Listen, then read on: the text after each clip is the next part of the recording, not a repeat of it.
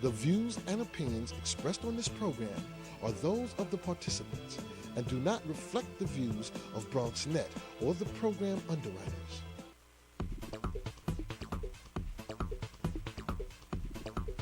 BronxNet.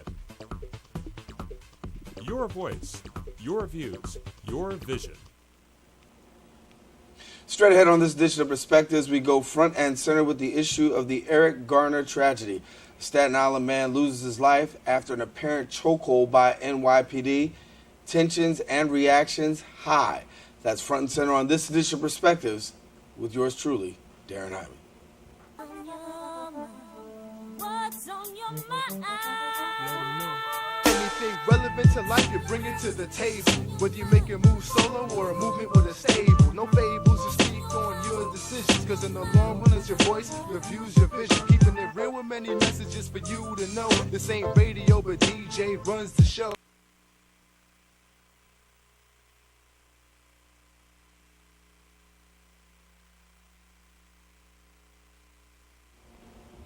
Hello, everyone, and welcome to another edition of Perspectives. I am Darren Hyman. We, of course, encourage you to stay connected to our show. You can find out about us on Facebook and or Twitter. There you'll be able to find out about some past episodes, comment on the current episode, let us know what you want to see, and then also give us your perspective, because certainly it makes a difference here. Coming up on this edition of Perspectives, we talk about the tragedy in Staten Island.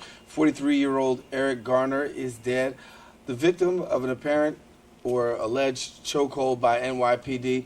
Once again, questions begin to raise about police brutality, the use of excessive force, and as we know right now, 2 police officers, one has been stripped of a badge and shield, another an assignment reassigned.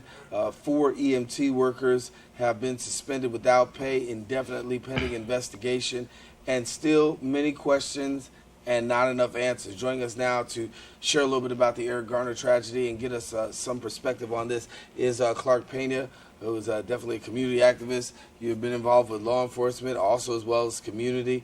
And when we look at this, I guess you can fall either way on both sides because you deal with both law enforcement and community.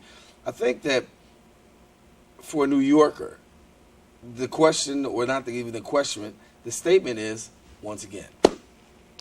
Once again is true, but we also have to understand that there's due process, there's an investigatory process that's taking place by the District Attorney's Office, also by the NYPD, and from what I understand, the Civilian Complaint Review Board is also now involved within that process. So we have to wait patiently, continue to call for calm, and let's see what happens after all the investigatory entities report back. Given the fact that you have videotape, and we see some things very clearly and very apparently, how optimistic are you that this will move swiftly? Because you talk about investigation.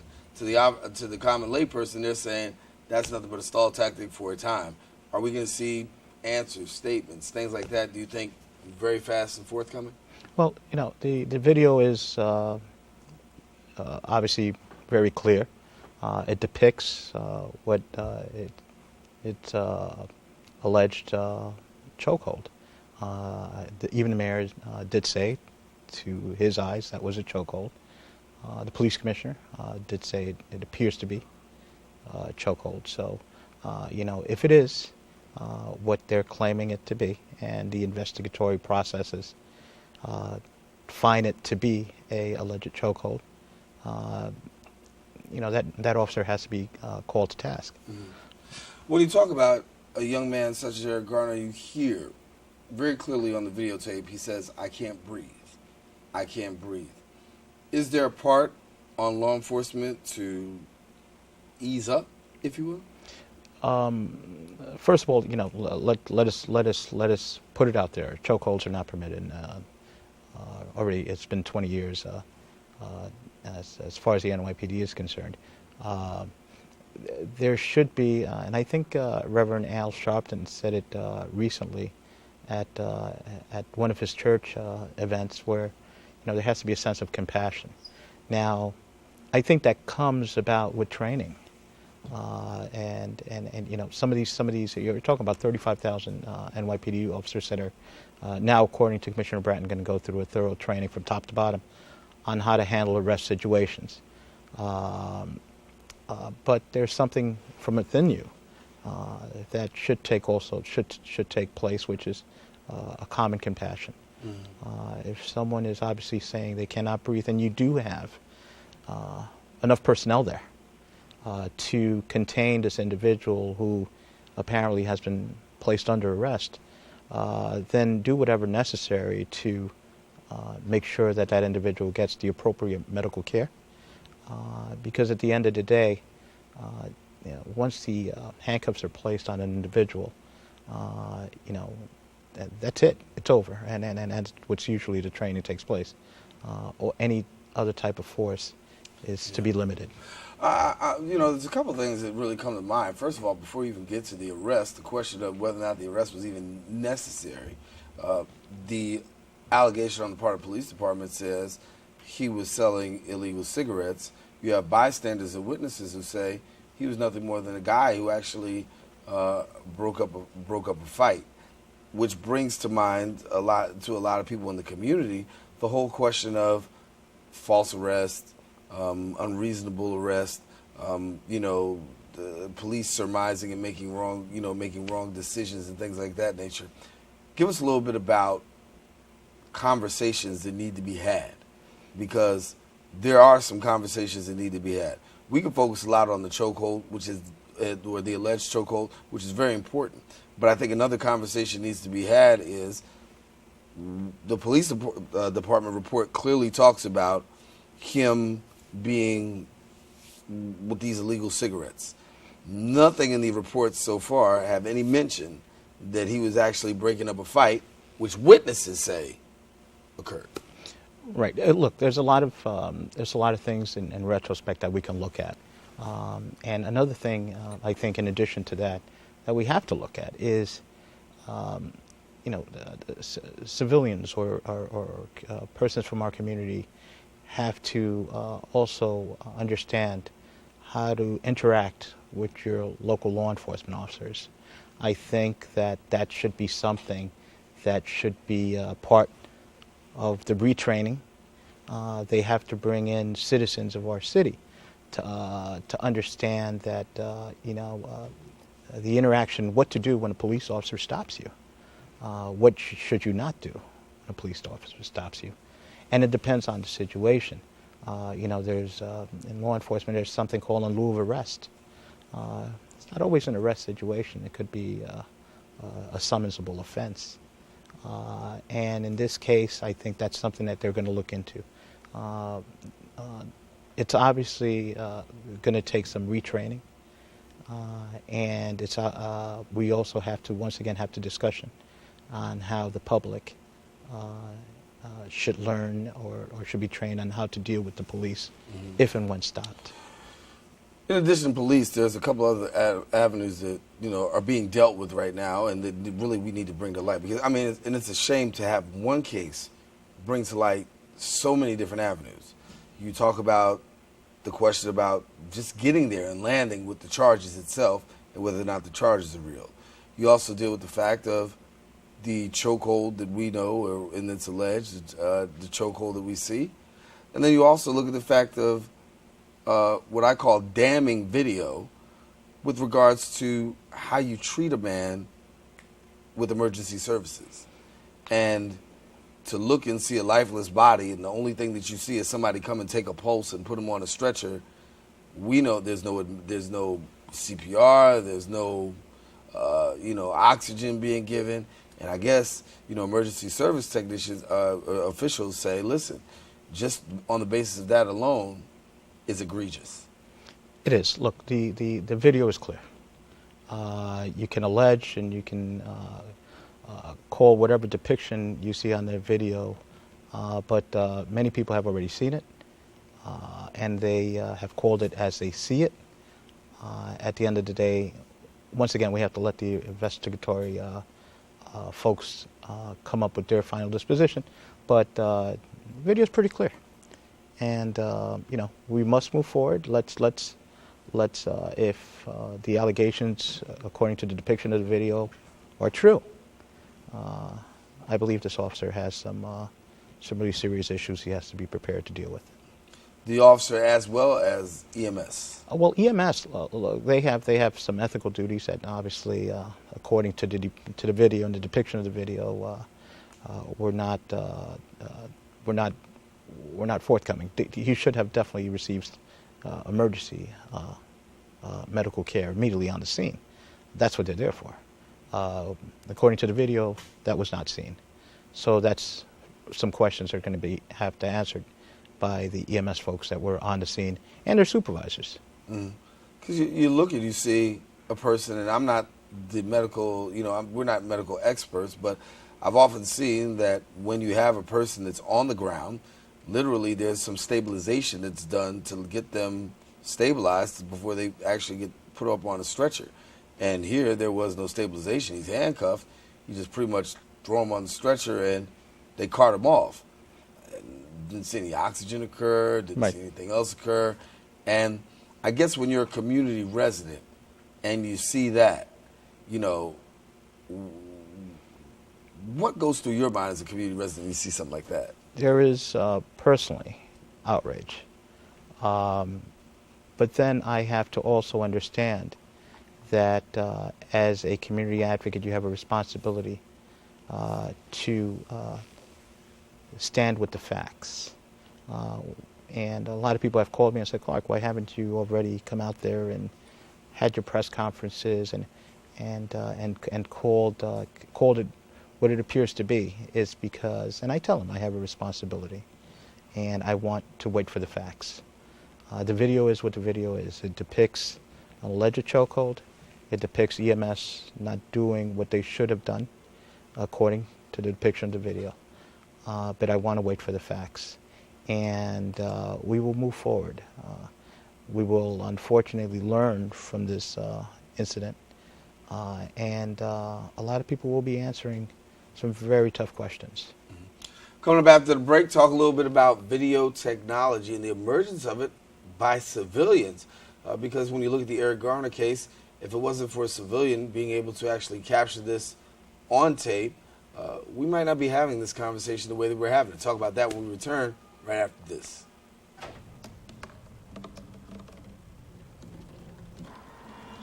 Everybody has a dream.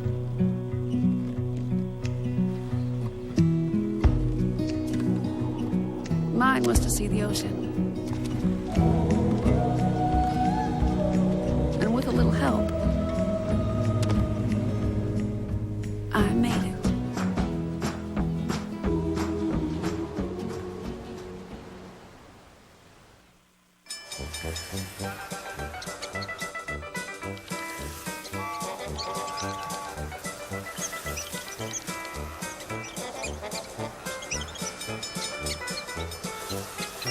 Kids will spend 15 minutes watching online videos like this one. Brushing for 2 minutes now can save your child from severe tooth pain later. 2 minutes, twice a day. They have the time. Jimmy can't sing, And Tommy can't dance. so we're gonna put some ants in their pants. Kids will spend 22 minutes watching us, the super duper party troopers, sing about ants in their pants. Isn't that funny? Ants in their pants, they got ants in their pants, they got ants in their pants. Brushing for 2 minutes now can save your child from severe tooth pain later. 2 minutes, twice a day. They have the time. Up, college is hard. Down, those books are heavy. My sport is football, but my passion is education. So every year I take promising high schoolers on a college tour to show them that higher education means a brighter future. My name is Nnamdi Asamoah. I don't just wear the shirt, I live it. Find out how you can live United for Education. Give, advocate, volunteer. Go to liveunited.org. Do you wear this? Anything relevant to life, you bring it to the table. Whether you make a move solo or a movement with a stable. Continuing our conversation with Clark Pena in the death of Eric Garner. The questions continue to remain. as to what exactly transpired on that day. There is video footage and still some areas that are still out there. I want to talk to you a little bit about that, because we wouldn't be sitting here in such a profound fashion if it wasn't for the emergence of this video. Absolutely. Nowadays, with technology, and you've got a lot of people who have technology, and when police are involved in arrests or medical treatment, accidents, video always plays a major part right now. Is there a sense by the part of police that that the police are being quote unquote over-policed with video technology? Well, I'm as a community advocate, I think it's a good thing. I think it makes those that are in charge of certain things, to include our public safety, holds them accountable. You have persons that are out there with cell phones, with video cameras, taking video, and it depicts certain things, pro and con. And it's good evidence, whether it's for the prosecution or for the defense. And when you look at this particular case, it seems as though a lot of things are just very clear. And how much will this videotape, do you think, in the end be a part of trial, testimony, all of that? I think that video will be considered Exhibit A through Z. It is really clear. There was no editing in between. It's very focused, was not blurred. You had audio, so I think it was a very good video, and it will be a very important part of the investigatory process. Yeah. This particular incident has been not just mind-blowing and numbing for New Yorkers and people across the world, but when you look at the whole incident of police brutality, it just strikes up at the core, particularly in many communities, the African American community, something like, once again, here we go, once again, excessive force, once again, when's it gonna stop? And knowing that the mayor ran on a platform of police reform, how important or how major is this? Because to me, this is the ultimate litmus test of what you ran on in being able to deliver. Absolutely. Well, this is critical. We have had direct contact or me personally, with some of the mayor's administration folks, in particular with Commissioner Carrion from the Community Assistance Unit, Harold Miller, the Deputy Commissioner for CAU, which is the community affairs arm of the mayor's office. And they have made it a point to reach out to community leaders, clergy, to business leaders since this event took place, to keep us updated as to what's going on and the feel. And they've even come back and asked for our thoughts on the issue, and we make that clear. So, it is very important, obviously, for this administration, because they do have all hands on deck, if you will. Is there a sense of communication? Because given incidents such as this, heightened tensions, has the communication been pretty forthcoming, at least for in this area, in the areas that you're dealing? Absolutely, it's been forthcoming. It's been clear and precise. The police commissioner, put out a press release. We immediately received it alongside the press. The medical examiner's office put out some information. We really received it immediately, and they've been very forthcoming, so we could share with other community leaders. You've engaged the community in having a solutions-based discussion yourself. The Reverend Dr. Sean P. Gardner, the pastor of the East Ward Baptist Church in Harlem, are opening doors to actually have conversations about this particular incident and police-community relations. What are you hoping to have as a part of that conversation? Well, we look to seek solutions, but post the Staten Island case, we have to talk about the trust between community and police, which is broken, which is clearly has been broken, and we have to, before we can seek solutions and implement solutions, we have to have a trust between those that are policing and those that are living in our communities, to include myself. We hope that the administration that law enforcement become part of this summit on Friday, and let's work together. But there's some tough issues ahead, and we hope to start addressing them on Friday. How willing is the community to come out and speak, given the fact that we're here in the borough of the Bronx, and there have been several cases that we can talk about. I remember, since being a journalist here, Levi Gaines was a case where he was involved in the D train down here. You've got the Anthony Baez case. You've got Charles Campbell and Richard D. Guglielmo, and Francis Lavoti, of course, with Anthony Baez. All of these and then you have Amadou Diallo. Correct. And all of these cases, which have emanated with Bronx roots here. Talking to Bronxites, it's like, again, why do we need to have a conversation? Same outcome, same results. We're not going to get any justice in this. What do you say to people who've already postured themselves and seated themselves in that position? We must have a conversation. We must move forward. To sit down and do nothing about it, it's criminal in itself. When I speak and I advocate in my community, I'm an old guy already. I'm talking, I'm advocating for those that are up and coming now, and this is a conversation that must be had. There has to be clear understanding and trust between police and community if we're going to do something about violent crime and gangs and so forth. It's not going to work without it. It's just not going to work without it. So what's your message to community? Let's wait for the final disposition on this case. I have trust and confidence in our police commissioner. He's been forthcoming so far, and let's wait. Let's have a discussion. Let us work together between police, clergy, business leaders, community advocates. We have to be part of the dynamics to move forward with the police department. We can't work without the police cannot work without the community, so we have to find a middle ground. Conversation with police. What would be your conversation with law enforcement these days? I think that there has to be a change in the delivery of services.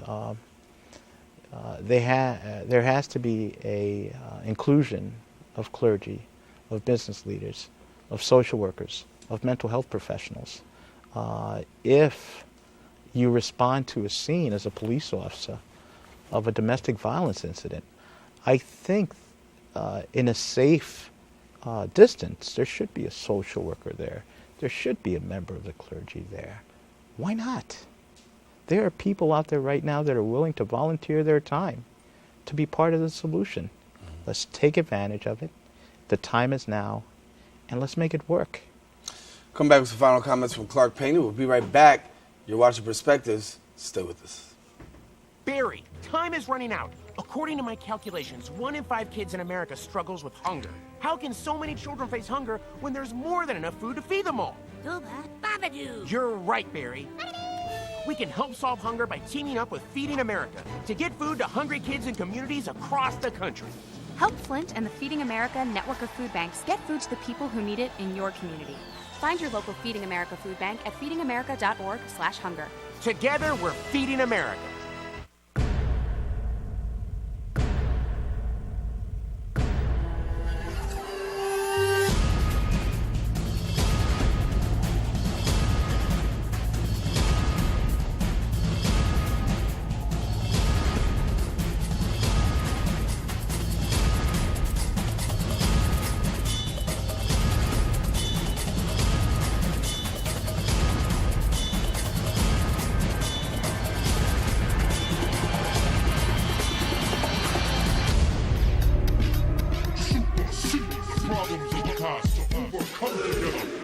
Challenges of the future, presenting the first MC, the 21st century rejuvenated man with the message.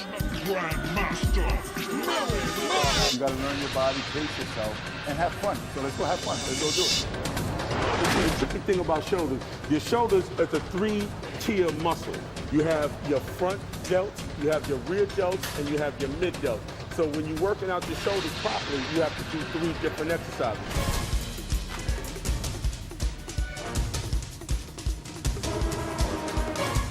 It's wonderful being able to compete with a lot of these young guys from all over the world. It's important to stay in shape.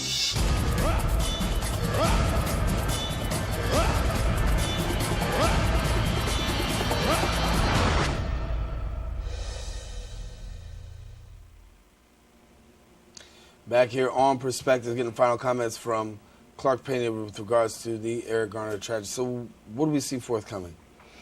Once again, wait for the final dispositions on the investigation. Let's sit down with the police commissioner. Let's bring all community leaders together, business leaders and chaplains and anyone that's willing to sit down and talk about it and move forward. I think it should be inclusionary because there's a lot of trust factors right now, and we can't move forward until we clear those things up. Mm-hmm. So before we go, give us a little bit about the impetus. You and Dr. Gardner have really worked together to try to have this conversation piece going. Dr. Gardner, of course, former New York City police officer himself. Give us a little bit about you guys and brainstorming and putting this out. Well, I sat down with Dr. Garner, and he's brilliant. He's brilliant. He's the type of person that we need out there. I think he has a lot of the solutions to some of these issues. We look forward to having a sit-down with the police commissioner and finding a way that Dr. Gardner can be part of a way to deliver services to our community, because I think we deserve those delivery of services. I think we deserve Dr. Gardner as our advocate on their team. Clark, before we go, if people want to get in touch with you, how do they do that? You can go on the Summit website, just reach out. You guys have been putting it out. The numbers are there, emails there. If not, you could just come and see us on Friday. We're there. All right. Clark Pena, thanks so much for coming and sharing with us here on Perspectives. And we want to tell people to make sure that we would like to hear from you in regards to this. What your perspective is. You can take to Facebook, you can take to Twitter. Give us an opportunity to hear what you have to say. Certainly, we're going to continue to follow this here on the show. A 43-year-old man has lost his life, and as we said, it didn't have to happen. And certainly, there are other ways that we could come to justice. And we've got more aggressive things that we can be dealing with: drugs, guns, but cigarette sales or the alleged cigarette sales. And it really brings into light a lot of questions. And we're going to, deal with those questions from a variety of different perspectives. You got the whole medical perspective and how he was treated at the scene. You have the criminal perspective of the actual chokehold, and then also you have the whole issue of false arrest. Those are topics that we'll be discussing in the coming weeks here on Perspectives. We want you to stay with us. We'll bring you all the latest, all the information. For all of us here on the set, thank you for watching. Until next time we meet, stay safe, share your perspective with somebody else. Darren Jaime saying take care. God bless.